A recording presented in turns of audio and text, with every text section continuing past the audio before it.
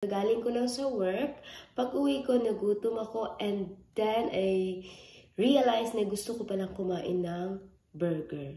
And wala akong choice. Kasi nga, patay gutom yung tiyan natin. Kaya bumili ako ng burger sa Burger King. Ito, nag-order lang ako through Grab. Kasi nga, gabi na. Ay gusto ko magtipid.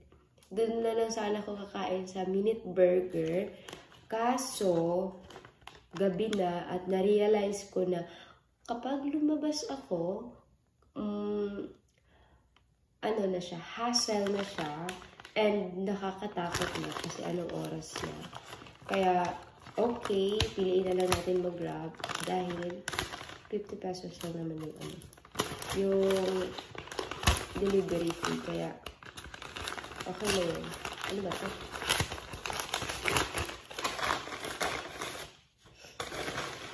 Scam to, ha?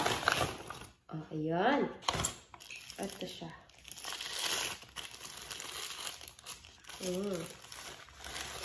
Wow. Mainit pa siya, guys. Kasi nga, bago lang siya dumating.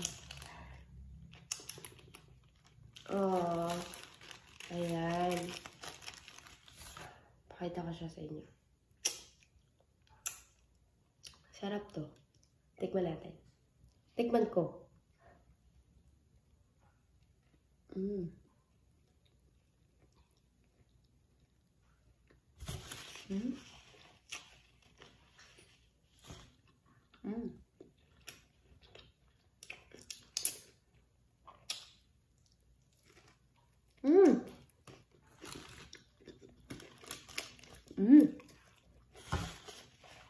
Oh my God.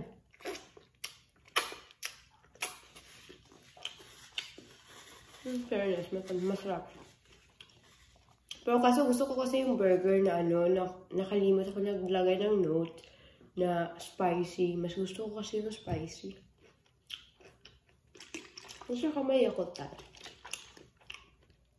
Mas gusto ko yung spicy, kaya gusto ko dun sa Minute Burger kasi may spicy sila. Ay, hindi ko rin alam, nakalimot ko nakalagay. Ay, may hot sauce na pala dito. Wala pala.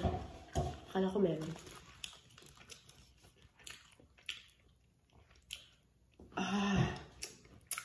Ano ba yan?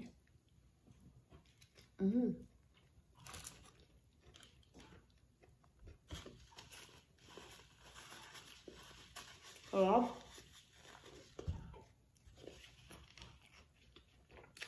Masasarap pa sana ito kapag spicy yung order ko. Sayang. Hindi ako nakanote ng spicy. Gutom na kasi ako. Sabi ko sa sarili ko, 218 ata yung binayaran ko dito. Kasali na yung delivery fee. Sabi ko sa sarili ko, kapag lumabas ako, nasa mga 150 lang yung mapayaran ko. Pero, nakakatakot na. Kay gabi na. Ay, kadlaw na ba? Ano ka naman ang Tagalog ng kadlaw? Patugat-tugat Tagalog ba niya? Hindi, dito kabalo.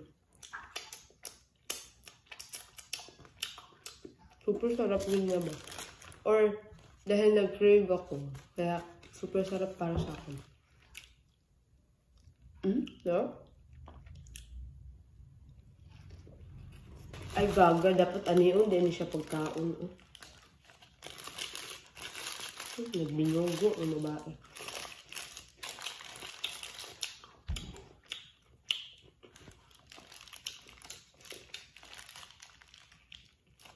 Kaya pala pricey kaunti. Kasi masarap.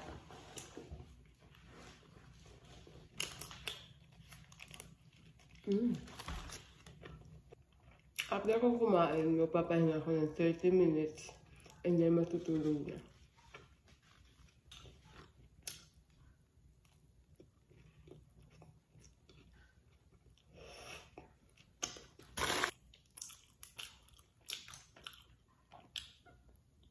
And Yakult.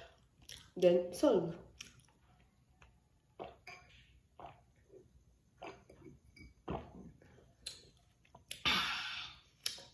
Craving satisfied.